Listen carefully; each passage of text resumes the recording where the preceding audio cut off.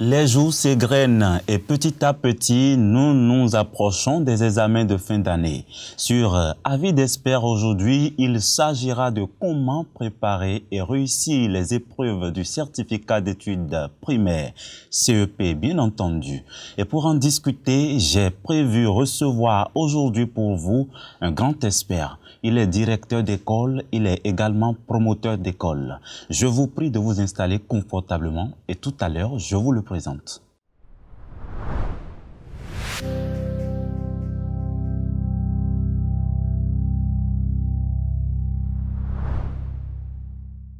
Bonjour Monsieur Diomatin Narcisse, bienvenue sur notre plateau. Bonjour Monsieur le journaliste, merci. Je suis très ravi de vous avoir sur ce plateau malgré votre agenda si chargé. C'est un plaisir pour moi. Tel que je le disais, vous êtes directeur d'école et vous êtes à la fois promoteur d'école. Justement, c'est vrai. Vous avez longtemps gardé la classe du CM2 et aujourd'hui, vous avez accepté de donner les outils nécessaires à nos enfants, à nos candidats au CEP pour réussir cet examen. Voilà. Merci vraiment d'être là. Alors déjà, nous n'allons plus tarder. Et comment est-ce que l'épreuve, ou sinon les épreuves, se présentent en général aujourd'hui au CEP au Bénin? Merci beaucoup, monsieur le journaliste. Parlant de la présentation des épreuves au CEP ici au Bénin, nous allons dire que généralement, ça comporte au moins 3 parties. D'accord. Nous avons d'abord la situation d'évaluation. Nous avons la tâche. Il faut souligner qu'à ce niveau, c'est une invitation ou une recommandation souvent. Soit on dit lis attentivement et réponds, vous voyez, ou bien on dit tu es invité à faire telle chose, voilà. Donc c'est la tâche. Après la tâche, nous avons aussi, c'est la compréhension de l'écrit. Il y a un test que l'enfant doit pouvoir bien lire et comprendre avant de réussir à cette épreuve. Donc à part le test, il y a maintenant la consigne qui regorge trois items, voilà. Voilà un peu comment ça se passe. En gros, c'est comme ça se présente. Oui. Toutes les épreuves. Toutes les épreuves. D'accord. Et je suis au CM2. Et quelles sont les épreuves auxquelles un enfant ou un candidat au CEP serait confronté? Voilà, nous avons des épreuves écrites et aussi l'oral. D'accord. Comme épreuve écrite, on a le français. Le français qui est subdivisé en 2. Il y a l'expression écrite, il y a la compréhension de l'écrit. À part ça, nous avons les leçons ES qui est éducation sociale, le ST qui est l'éducation scientifique et technologique. Nous avons la mathématique, nous avons EA dessin, EA poésie au chant, et voilà. D'accord. Et s'ensuit les épreuves sportives. Si. Vous m'avez dit tout à l'heure que l'épreuve de français est subdivisée en 2. Si je prends la compréhension de test, c'est-à-dire lecture, qu'est-ce qu'on peut retenir de l'épreuve de lecture? L'épreuve de lecture, comme je le disais tout à l'heure, il y a d'abord un support, un test. Un test, c'est l'étude de test qu'on faisait entre-temps. Voilà. Donc, l'enfant est appelé à étudier le test qui lui est présenté à partir de son épreuve. Il doit pouvoir lire correctement, lire, relire plusieurs fois, pourquoi pas. Il doit chercher d'abord à comprendre le fond, ce que véhicule, le message que véhicule ce test. Après quoi, calmement, à partir de son brouillon d'abord, il va commencer par répondre un à un aux items. D'accord. Par contre, l'expression écrite, on demande à l'enfant peut-être de raconter un vécu ou quelque chose, il n'était même pas là, mais on lui trace un peu les choses là et lui demande maintenant de s'exprimer par rapport à ce sujet. Ça questionne son imagination. Voilà, et son vécu. D'accord. Il arrive, généralement, c'est lors de l'expression écrite qu'on va très vite à leur sujet. Si. Et comment un élève peut faire, un candidat peut faire déjà pour ne pas aller à leur sujet? Le candidat ne doit pas s'éloigner de la situation d'évaluation. C'est le secret. Oui, c'est là. C'est là. Il doit pouvoir lire, chercher à comprendre. Nous demandons souvent aux apprenants, quand vous prenez votre épreuve, là, essayez de la traduire dans votre langue maternelle. Ça peut aider vraiment? Oui, si. Ah, d'accord. Ce n'est même pas interdit en milieu scolaire. Ah, qu'on le fait en classe. Ça permet sûrement à l'enfant de mieux comprendre. Oui, oui. Il faut, pour mieux éduquer, c'est d'aller d'abord dans la langue maternelle de l'enfant. Et là, il comprend mieux, il se retrouve dedans et puis c'est fini. D'accord. Donc si l'enfant arrive à faire cela, à comprendre la situation d'évaluation, eh bien, le jeu est joué. Est-ce que parmi ces matières, quand je prends également ES, l'éducation sociale, qu'est-ce que l'enfant peut retenir là? Comment est-ce que ça se passe à ce niveau également pour cette épreuve? Pour les leçons, l'éducation sociale comme l'éducation scientifique et technologique. Oui, les deux. C'est le cours. Hein. D'accord. C'est le cours, c'est la maîtrise de ces cours d'abord. Donc l'enfant qui n'apprend pas ces leçons, il ne pourra pas s'en sortir là. Il est foutu. Il n'y a pas de la magie, c'est la leçon. Il faut apprendre d'abord ces leçons. D'accord. Il faut apprendre ces leçons, voilà. S'il n'apprend pas, il n'y a rien pour lui. Il n'y a rien pour lui, franchement. Ne nous leurrons pas. Il n'y a rien pour un enfant qui n'apprend pas ses cours. Et quand il s'agit des mathématiques, là, pour nous qui voyons tellement bien en mathématiques, comment est-ce qu'on peut s'en sortir pour cette épreuve? La mathématique est appelée depuis fort longtemps la bête noire des élèves. D'accord. Mais c'est pas si compliqué. C'est pas si compliqué. Et nous conseillons aux enfants de suivre les explications en classe. Parce que la mathématique n'est pas un cours, bon, il recopie, il vient à la maison, il apprend et c'est fini. C'est pas du bûching. En ES et EST, éducation sociale, voilà, en éducation scientifique et technologique, on peut bûcher. D'accord. On peut bûcher. L'élève qui n'était pas au cours, il recopie, il apprend, il peut même travailler plus que quelqu'un qui était là. Et là, il peut s'en sortir bien. Oui, si. Mais par contre, c'est pas ça, c'est pas le cas pour la mathématique, non. Il doit s'exercer. Il doit s'exercer. Il doit comprendre le fond. Il doit comprendre. Parce que c'est des calculs. Et s'exercer. Et s'exercer. Oui, oui, on va revenir là-dessus. Sans beaucoup d'exercices, aucun enfant ne peut s'en sortir en mathématiques. Non, non, non. Il faut s'exercer. D'accord. Et il n'y a pas d'erreur, hein, on n'a pas droit à l'erreur. Il paraît que c'est très facile d'avoir 20 sur 20 en mathématiques, comme c'est également facile d'avoir 0. 0, oui. Les deux sont possibles. Les deux, c'est comme un jeu en fait.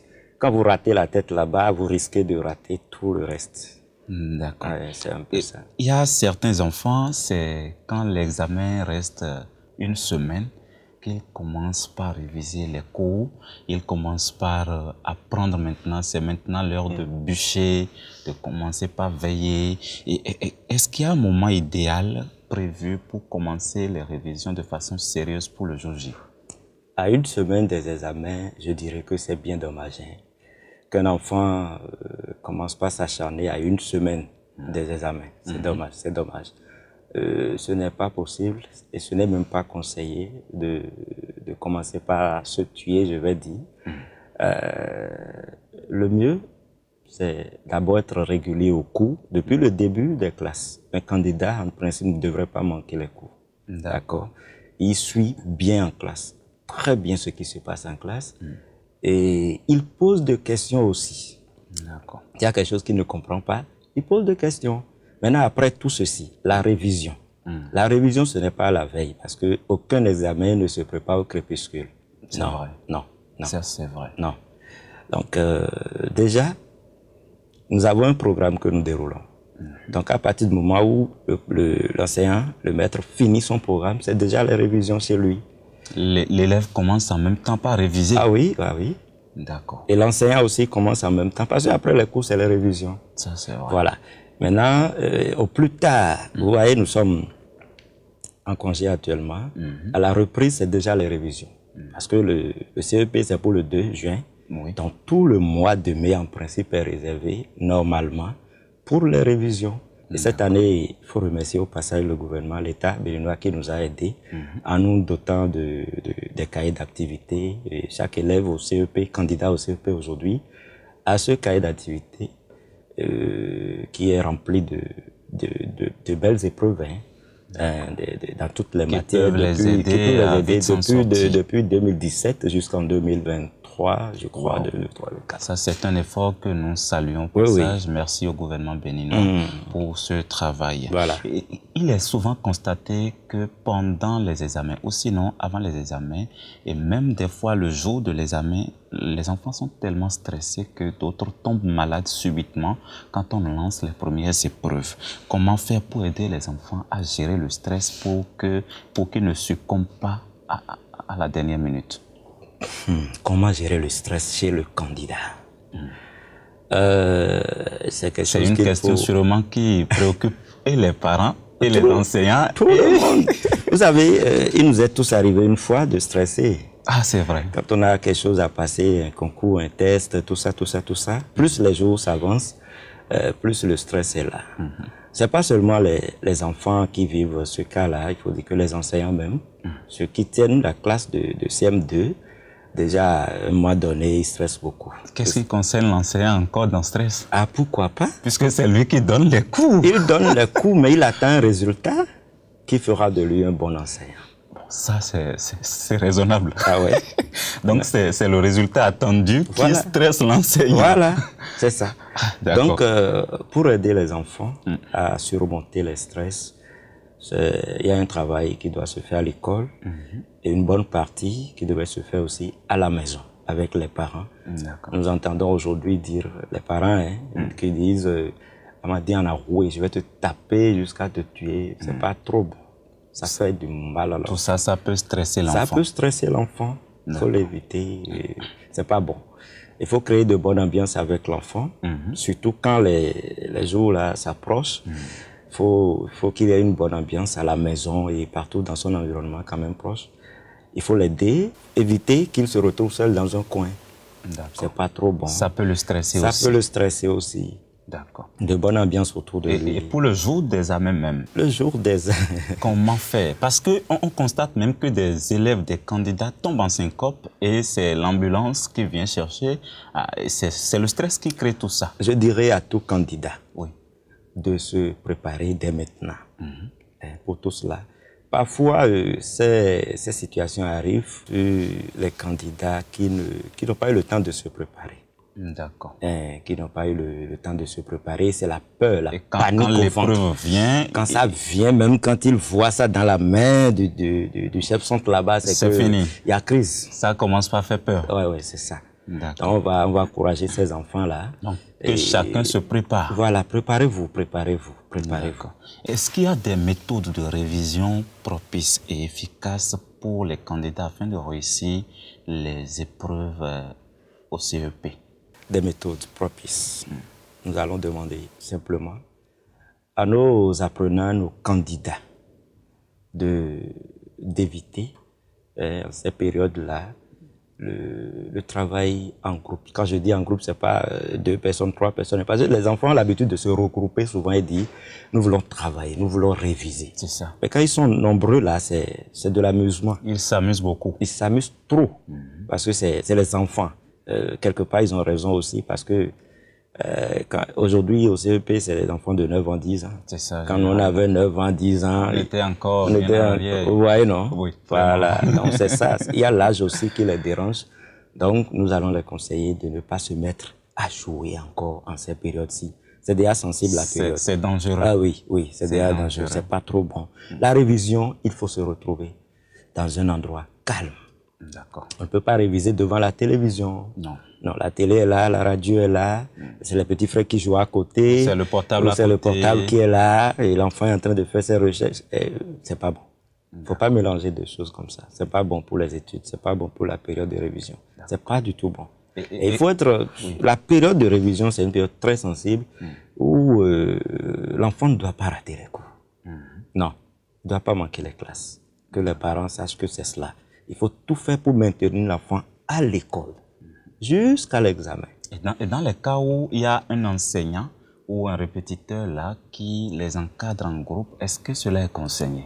Si l'enseignant est là, c'est-à-dire il y a déjà quelqu'un que l'enfant peut craindre. Voilà. Vous voyez? Qui l'influence. Qui l'influence. Donc la présence du policier est là. Donc ça fait que bon, ils ne vont pas jouer comme ça. Ça crée l'état de peur. D'accord. Et aujourd'hui, quand l'examen s'approche. On constate que en voulant gâter l'enfant ou trop chérir l'enfant, on lui donne tout à manger. En voulant le mettre à l'aise, on lui donne tellement de nourriture, c'est lui qui mange tout. Quel est le rôle que joue l'alimentation, le sommeil et l'organisation dans la réussite d'un enfant à l'examen du CEP? Merci beaucoup pour cette question. Il ne faut pas changer à l'approche des examens, il ne faut pas changer notre comportement alimentaire. Il ne faut pas changer ça, c'est pas bon. Vouloir gâter l'enfant, vouloir lui acheter ce qu'il n'avait pas l'habitude de manger, tout ça. On voit ça surtout le jour des examens. Le jour des examens. Le parent accompagne l'enfant, c'est maintenant on lui donne un bon yaourt, un gros yaourt à boire. Est-ce qu'il prenait ce yaourt-là avant? Ça, je n'en sais rien. Bah, c'est ça le problème. Si c'est piment, c'est du piment que l'enfant a l'habitude de prendre. Le jour de l'examen, donnez-lui encore du piment. Parce que son organisme est déjà habitué. Donc, donnez-lui encore son piment, tranquillement. Ne lui changez pas de plat le jour des examens parce que c'est un examen. Non. D'accord. Non. Et le sommeil est capital aussi. Le candidat doit vite aller au lit pour pouvoir se relever aussitôt le lendemain matin. Okay. Par exemple, pour les tout petits, ceux qui veulent passer le CEP, déjà au plus tard à 22 heures. Au plus tard, sinon même si on peut les renvoyer au lit déjà à 21 heures, c'est bon. Mais au plus tard à 22 heures, que ces enfants-là aillent se coucher.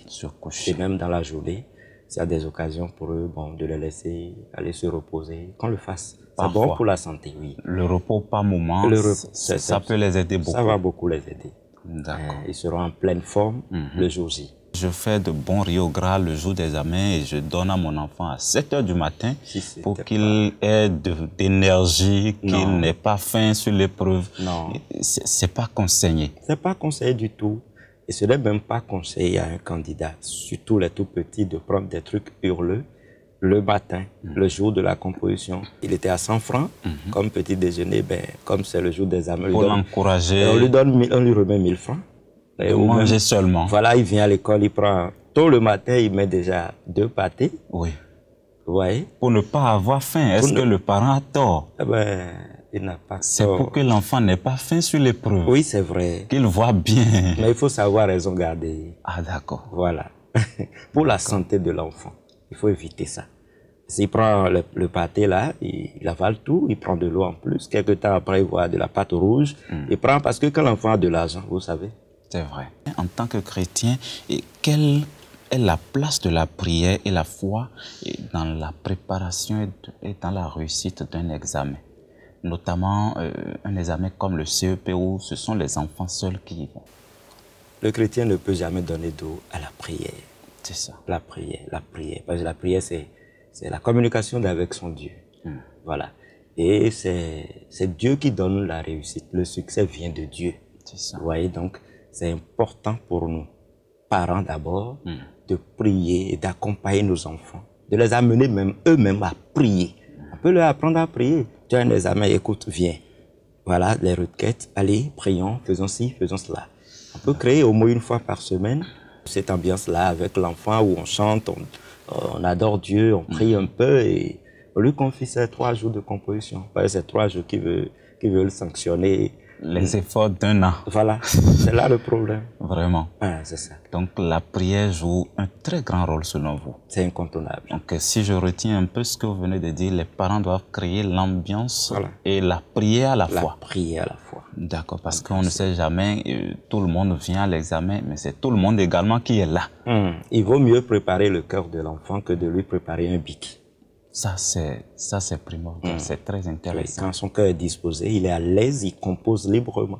D'accord. Le rôle concret des parents, surtout dans cette période si sensible pour l'enfant, quel rôle les parents peuvent jouer afin de vraiment aider les enfants dans tous les sens à pouvoir réussir cet examen? Les parents ont beaucoup de trucs à faire.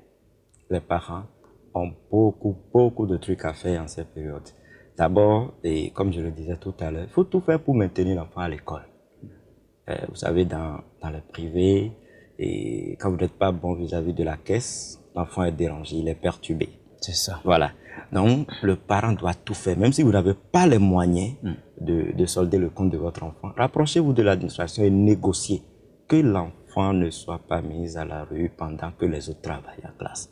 Ce n'est pas bon pour l'enfant, ce n'est pas bon pour le candidat. Ça pourrait le distraire. Si, ça le met en mal. Vous savez, il y a des enfants qui se fâchent quand on les renvoie. Oui, c'est vrai. Il y a des gens qui se fâchent. Et ça déstabilise d'autres. Oui, bien sûr que oui. Donc, primordial, c'est que les parents empêchent cette situation-là, que cela n'arrive pas. Maintenant, arrivé à la maison, prenons l'habitude de leur demander qu'est-ce que vous avez fait aujourd'hui. D'accord.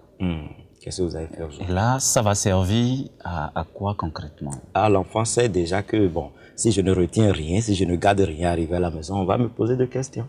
Donc, il est obligé de retenir quelque chose, de suivre l'enseignant. Ah ouais. Et il faut accompagner ça de promesses, de petites promesses. Parce que les enfants aiment ça. Si tu fais ci, je te donne ceci. Je t'offre ceci si tu arrives à avoir tant. Tu arrives à faire ci. Voilà. D'accord. Donc, les promesses et régulièrement leur demander ce qu'ils ont retenu au cours. Les parents, comment est-ce qu'ils peuvent encourager et accompagner les enfants à votre avis?